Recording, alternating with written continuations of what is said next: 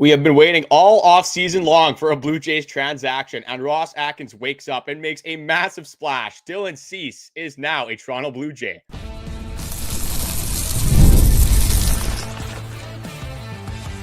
You are Locked On Blue Jays, your daily Toronto Blue Jays podcast.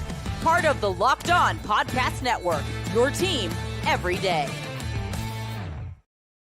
Welcome back to Locked On Blue Jays, part of the Locked On Podcast Network. Now the #1 sports podcast network, your team every day.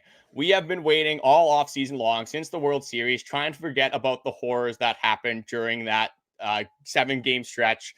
And now we are here with a massive signing with huge breaking news. The Toronto Blue Jays have signed Dylan Cease, the strikeout machine, to a 7-year, $210 million contract pending a physical. We're not pulling the Los Angeles Angels. Sources tell ESPN. The defending American League champions, again, get one of the best arms in free agency. We've been talking about this all off season long. The need for an ace caliber starting pitcher. That guy that can go into a baseball game and just absolutely dominate. We talked a lot about Ranger Suarez. We talked a lot about Framber Valdez, specifically the lefties. But we both said, hey, if you get Dylan Cease, we're going to be more than happy with that. Locking this dude up for 7 years, the guy that wakes up and throws just 200 strikeouts per year. The last 5 seasons, he has thrown over 200 strikeouts, just strikes out literally everybody. And now you're looking at this rotation. Oh my goodness. Other teams should be in a lot of trouble if they are playing the Toronto Blue Jays. Man, dude, I am over the moon right now. We were in the midst of, talking about something completely different, me and you. We were talking today about the fact that a lot of these big signings don't really come until those winter meetings, right? And then this one just gets dropped on us like a bombshell. But man, this is an absolute monster move by Ross Atkins and the Toronto Blue Jays, Carter. Yeah, we talked about lefties. I don't. Who cares? I don't. Whatever. Give me one of the best pitchers on the market, and I will be over the moon. I'm assuming. Let us know how you guys feel about all this. We're seeing a lot of, we're pumped, we're fired up. Keep it going in the comment section below. But man, Carter, an absolute dagger to start free agency here with the Toronto Blue Jays. Yeah, I mean, again, not the greatest numbers necessarily last year, but like the underlying stats for Dylan Cease have been unbelievable. Like I'm just going to go over strikeout numbers since 2021. He had 226 in 2021, 227 in 2022, 214 in 23, 224 in 2024. And again, I said not the greatest year in Dylan Cease terms in 2025, but he had 215 strikeouts. Just incredible stuff. Like, I don't care how you work out this rotation now. I don't care which way the top 4 are. I guess right now, initial reactions, I think you have to have Dylan Cease probably as your #1 guy. Then maybe it's Kevin Gausman, Trey Savage, Shane Bieber, any of those 4. If you want to, move them around, I really don't care. And then when the playoff scenario comes around, hopefully this team is back in the playoffs. You got to see, obviously, what is happening throughout the year. But incredible stuff. Jose Barrios as your #5 guy. Again, the relationship with the team isn't necessarily the greatest. And now maybe this takes off, Chris Bassett reuniting with the Toronto Blue Jays. I really don't think that's a possibility anymore. So a little bit of bittersweetness in there, but you have a juggernaut of a top 4 in your starting rotation now. Like, this is so exciting. And that's not even including Eric Lauer. That's not even including guys like Ricky Tiedemann, maybe Jake Bloss having an impact down the stretch, Bowden Francis. I mean, I don't know how he works himself into this rotation, but am I going to be upset that Bowden Francis doesn't get a pitch as much? And in turn, we have Dylan Cease. Absolutely not. Incredible stuff. Some people might be worried about this last year. This is a guy that just eats innings as well. Knock on wood, has not had a significant injury throughout his career. 7 years, again, for a starting pitcher. I don't really care. Like, he's going to be good at his age 36, 37 season anyway, I think. Maybe not, striking out every single player in the world, but hey, I'm elated right now. This is the first time I think I've felt joy, at least regarding the Toronto Blue Jays, since the World Series. Yeah, I'm with you, man. It's been a long time here since that World Series has happened. And just to go in a little bit more on Dylan Cease, came second in Cy Young votes in a year. That was in 2022, and then he came 4th in Cy Young votes in 2024. So this guy can throw the ball, man. And we just got a comment here. This is from ALYN Marsh. Don't know. I'm going to butcher that. He says, I think this is a move to replace Kevin Gausman when he leaves. That's 100% what this is. You're nail on the head. This is a move. They needed to sign somebody long-term, a guy that will be an ace long-term, because yes, Kevin Gausman will move on and the Blue Jays probably will move on from him. So they needed a guy in replace for that, but also going into a year that you just came off of being in the World Series, you needed another big-time arm come playoff time that you can absolutely rely on game in and game out. And Kevin Gausman was that guy. And you know what? For all the hate that Max Scherzer got, he was that guy last year. That was fantastic. You knew what you were going to get out of Scherzer in the playoffs, which is insane to say.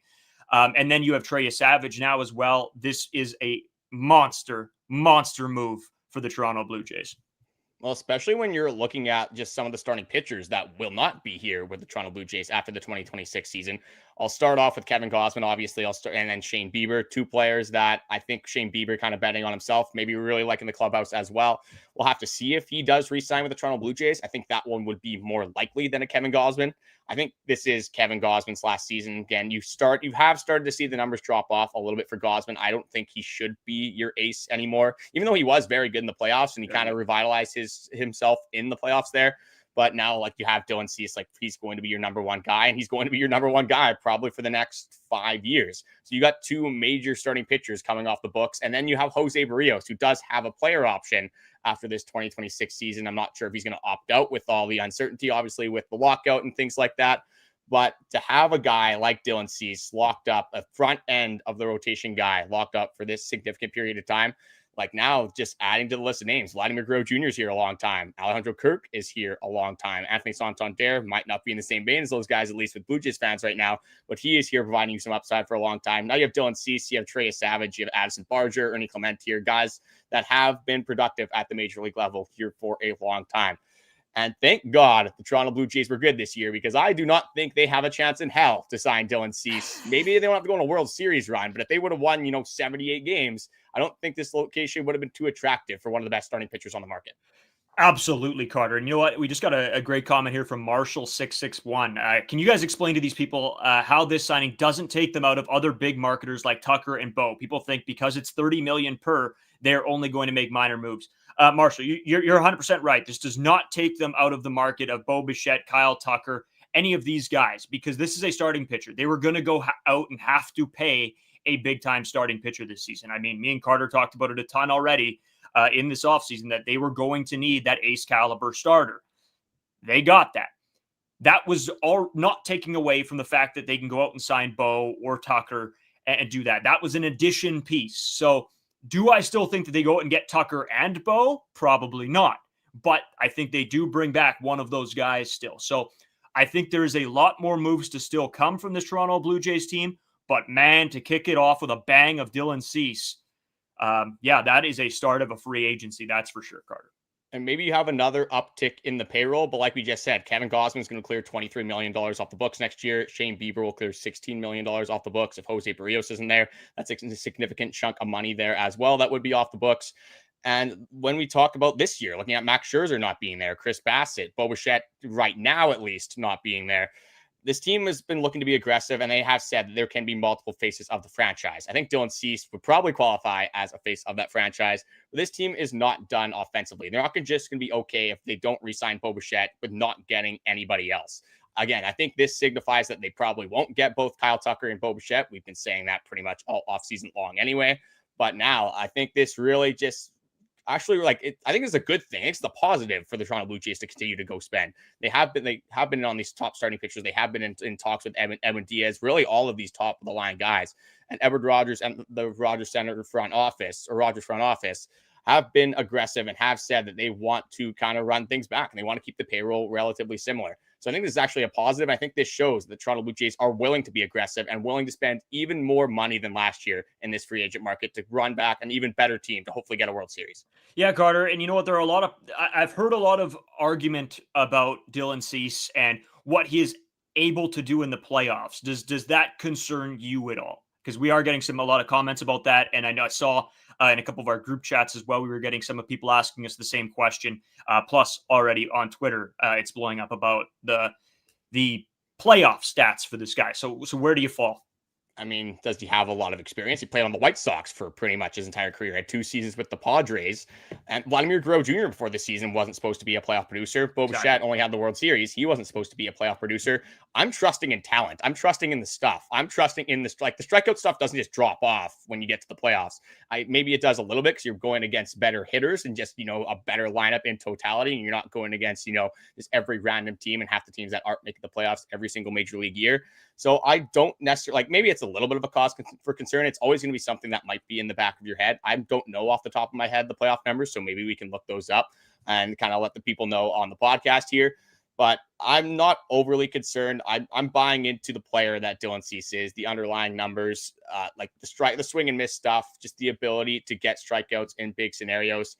And I think he'll have a lot of opportunities in the playoffs and be able to get a little bit more comfortable with this Toronto Blue Jays team. So it's in the back of my head, but not something, unless, there's significant numbers that, would tell me otherwise. But I don't really think this is an issue for the Toronto Blue Jays. Yeah, and Carter, I'm looking over the numbers as we speak, and the playoff numbers are not very good. I mean, he pitched an inning in 2020, an inning and 2/3 in 2021, and then in 2024 and 2025, he pitched 5 innings and 3 2/3 innings. And they weren't very good. But, I mean, it's hard to make an assessment on a guy's playoff performance with such little exposure in the playoffs. And exactly what you said, Carter, to the fact that we weren't expecting a massive playoff performance from Vladimir Guerrero Jr., or there were a lot of doubts around him. Same with Bo Bichette and a lot of this Toronto Blue Jays team. Guys will figure it out when they figure it out. And this is a guy that needs to, for sure. And I know he's a guy that necessarily doesn't play the Dodgers extremely well in his career, but a lot of that can change. You have to think that getting in with new pitching coaches and the pitching coaching staff that the Toronto Blue Jays have been known to fine-tune some guys. I'm seeing some comments about that right now. You're absolutely right. They've done some great things with some pitchers that are a lot less talented than Dylan Cease. So I think this is absolutely fantastic. We got a comment here as well, Carter, asking us who gets the opening day start now. Is it Kevin Gausman or Dylan Cease? Personally, I think it's still Kevin Gausman. That's what this team sort of likes to do. But I don't think that is that means Gausman's your number one, Cease is your number. It's nothing like that. I think that this is just Kevin Gausman's been here. He's done that. And the team wants to reward that as well. But see, me personally, I don't know how it's not Dylan Cease. I think maybe Trey Savage could be in this conversation as well. Yeah. I don't think they'd probably go Trey Savage. I think normally they give the hat tip to the vet. But when Alek Manoah was the opening day starter at a very young age in his career. So I don't think it's completely out of the question for Trey Savage. Right now, for me, I would be Dylan Cease still. I think Dylan Cease is going to have a better season than Kevin Gausman. And it really depends on how they want to roll out this starting rotation, because there's multiple things that you got to think about when you're rolling out that rotation. So maybe you want a guy like Dylan Cease, a guy that, is going to log innings, is probably going to throw 5 or 6 every single outing. And then you could go to Kevin Gausman. Then maybe you go to a Shane Bieber and then Trey Savage. And then you have to see throughout the year kind of how it obviously progresses as well, with guys, going through peaks, through valleys, the up and down season that all baseball players seem to have. So for me right now, my favorite would be Dylan Cease, but I think some of that has to do with a little bit of the spring training, not a lot for more so the veteran guys. But I think all 3 of those guys are probably in the running, but I would give it to Dylan Cease as my favorite early on to make that start. I saw another comment as well that talked about the contract, talked about the possibility of overpaying for Dylan Cease. And as we see the market continue to progress, these contracts are only going to get bigger and bigger and bigger. So right now every single year he is making $30 million average annual value. And right now, in the current MLB standings, he would be the 4th highest contract of all major league pitchers, tied with Corbin Burns. And obviously Corbin Burns going down with Tommy John surgery, having that injury as well. The only 3 pitchers that are ahead of him right now is Yamamoto, Garrett Cole, and then Max Fried edges him out a little bit here. Dylan Cease, again, he's been top 5 in Cy Young votings 2 times throughout his career. This is a guy that has an established pedigree. I don't think this is an overpay. I think we know who Dylan Cease is. You don't have to look at just the last season, the 2025 season, to realize who Dylan Cease is. 5 straight seasons of over 200 strikeouts. That is the guy you're getting. A guy that's going to, we're going to see in multiple games where you have Trey Savage, Kevin Gausman, and Dylan Cease, who there might be a scenario where you have 3 straight days where they strike out 10 hitters, which is absolutely incredible to look at. But I don't think this is an overpay. I think the starting pitching market, if you were going to get a guy of this caliber, like maybe you get a slight discount in a guy like Ranger Suarez, maybe you get a slight discount in a guy like Framber Valdez, but this might be the largest contract out of all the starting pitchers. I think the Toronto Blue Jays had to pay this if they want to land Dylan Cease in Toronto. Carter, when we talk about overpaying, and this takes me back when Ohtani signed that deal and then Soto signed that deal, and everybody talks about, oh, that's an insane amount of money. How is this all going to work? Well, it's because it sets the precedent for the next thing. And the next contract will beat this contract. And the next contract after that will beat that one. That is just how these things work. Everybody wants to have the biggest contract. And with the way that teams are making money and paying guys. And you know what? In the grand scheme of things, Carter, it's not my money. Yeah, I pay my Rogers bill for our internet and TV. But other than that, it's not my money. I don't care. I want the best players. In terms of talking about the free agent class this year in starting pitching, he is the biggest guy. He was the guy that was touted the highest from all of the scouts, all of the reporters, all of the analysts. And Carter, when it came to me and you, we said, if it's Suarez, if it's Valdez, if it's Cease, I'll take any of them. Give me one more guy to round out this rotation and have this be a scary rotation to face. Because yes, I want to believe that Trey Savage is going to go in there and have a good year. And I think he will.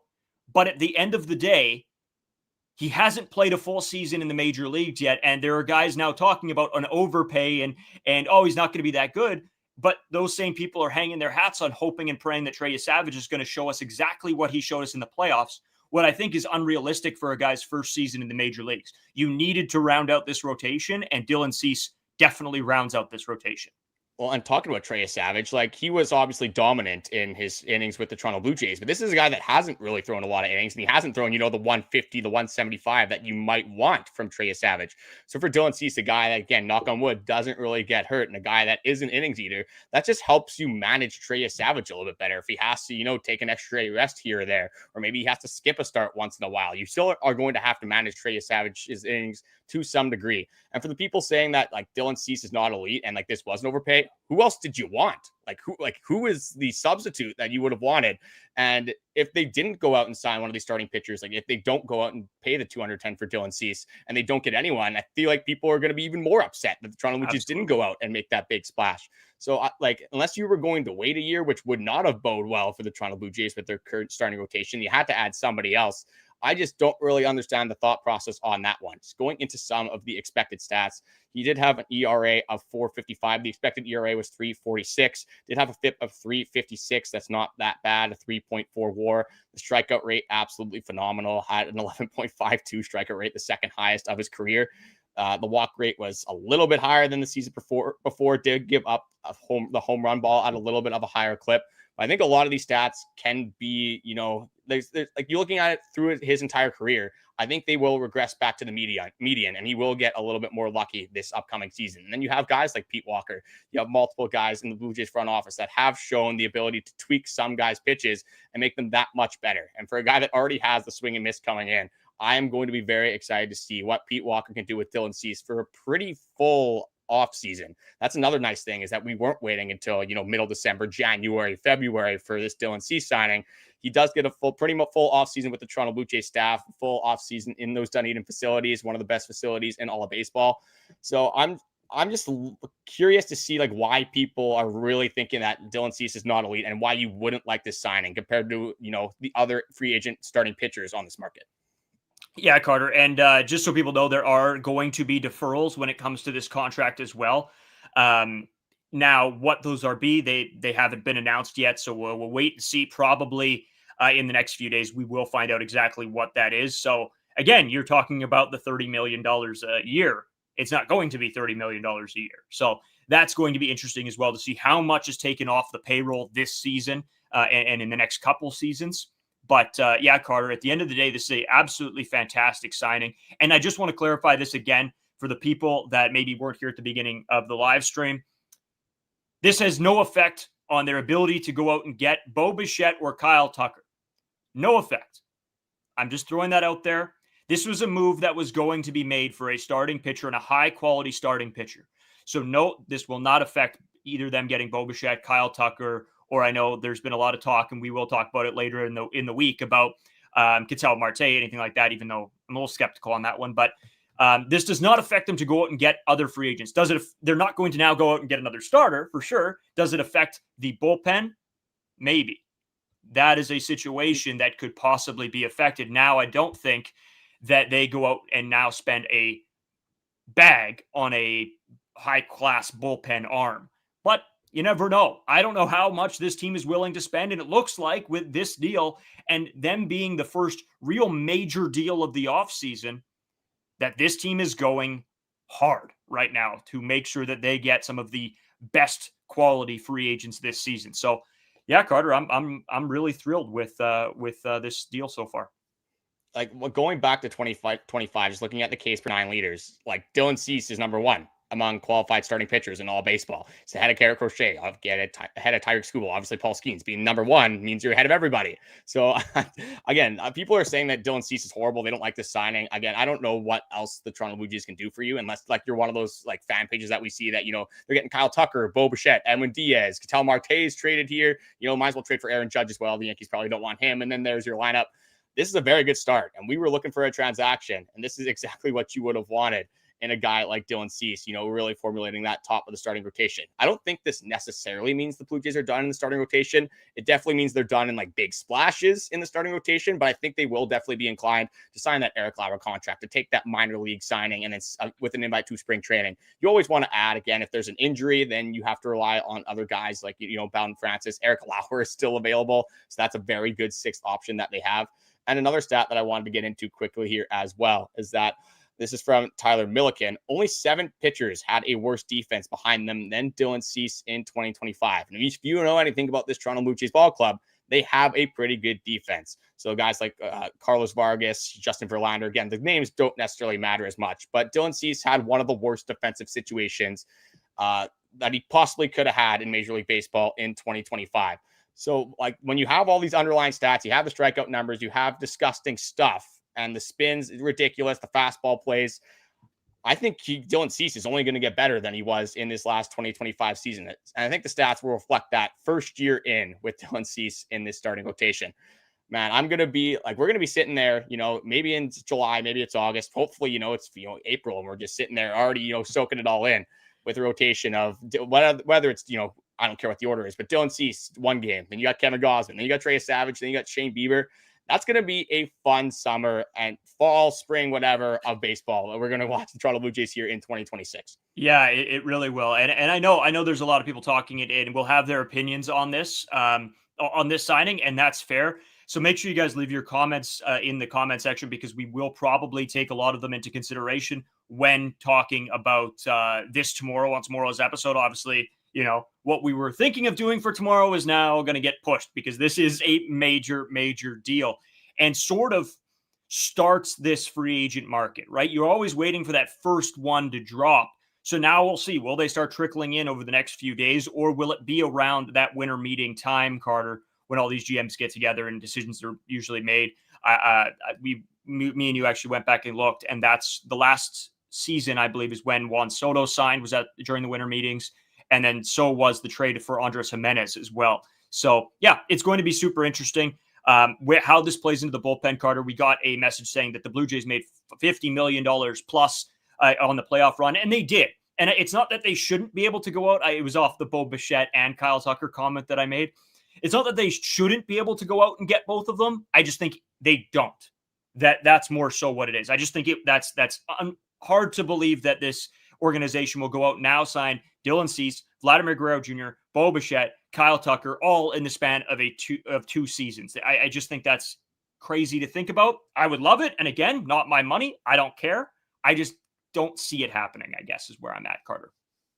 Yeah, and it looks like that this deal is going to have deferrals. I'm not sure exactly how much money they are going to defer. So that could be something that is a huge piece for the Toronto Blue Jays as well. Like, again, they're getting that $50-ish million. That's the ballpark that they got in the generated revenue from making that World Series run. You don't think that they're going to want to do that again and, you know, do what the Dodgers did. They signed Shohei Ohtani, the $700 million contract. People were saying, oh, it's an overpay. That's this, that's that. That contract has paid in itself already. And I'm not saying Dylan Cease is going to have the same impact as Shohei Ohtani. the second largest contract in Toronto Blue Jays history, like should go to show, especially with Ross Atkins not really being a guy to fork over a ton of money and, have these outlandish contracts, maybe other than Vladimir Guerrero Jr. But I think this is a good sign for the Toronto Blue Jays. And how could you not be excited about a guy like Dylan Cease pitching out of the Blue Jays starting rotation? Yeah, man, it's some craziness going on right now in Blue Jays land, and you guys, again, we want your opinion. Some of you are liking this, some of you aren't. We, maybe we'll throw a poll up on Twitter. Again, you can find our Twitter at Locked On Jays on there, so that we'll throw a vote on, because I want to see sort of where the majority of Blue Jays fan base feels about this. Because just looking at this, there are some people against it, some people for it, some people maybe somewhere in the middle. So right after we're done this live stream, I'll throw a poll up there. Let us know what you guys think. Just so we can maybe use that for tomorrow's episode. And maybe, Carter, that changed some people's mind when we bring, what the majority of the fan base feels about this move. We appreciate everybody tuning in. We're going to come back with an episode tomorrow as well, probably taking a deeper dive into some of the numbers, what this means for the rotation, what this means for free agents moving forward. Carter, before we kick out of here, my man, is there anything else you wanted to get to before we let the people go for at least tonight? I just want to say thanks to Paul from Toronto for the donation. We don't expect donations from you guys, but we do definitely appreciate them. We're grinding all off season. You guys are grinding with us, waiting for transactions, and we are more than happy to go live for a Dylan Cease signing. We can definitely say that. I just wanted to reinforce the idea one more time. This does not mean the Toronto Blue Jays are done. Hopefully, this is not even the best signing of the offseason for the Toronto Blue Jays. Hopefully, we do have still more to come. They will be still on these top free agents. Again, we talk about the revenue they have. They talk about the ability to continue to want to spend. And you've got to spend money to make money. And that's exactly what the Toronto Blue Jays philosophy was in 2025, making that run, getting all that extra money. And now you should be able to reinvest that back into the Toronto Blue Jays like they have done the last 5 seasons, really putting a lot of their revenue into this lineup. So you got to be excited. You got to be fired up about this signing. And hopefully we get a Kyle Tucker, a Bo Bichette, someone in that middle infield, one more power bat, maybe at the number 2 spot, number 4 or 5 spot. I don't really care who it is, but I know that Ross Atkins is not done. So thank you guys for watching, and we will be back with another episode tomorrow morning.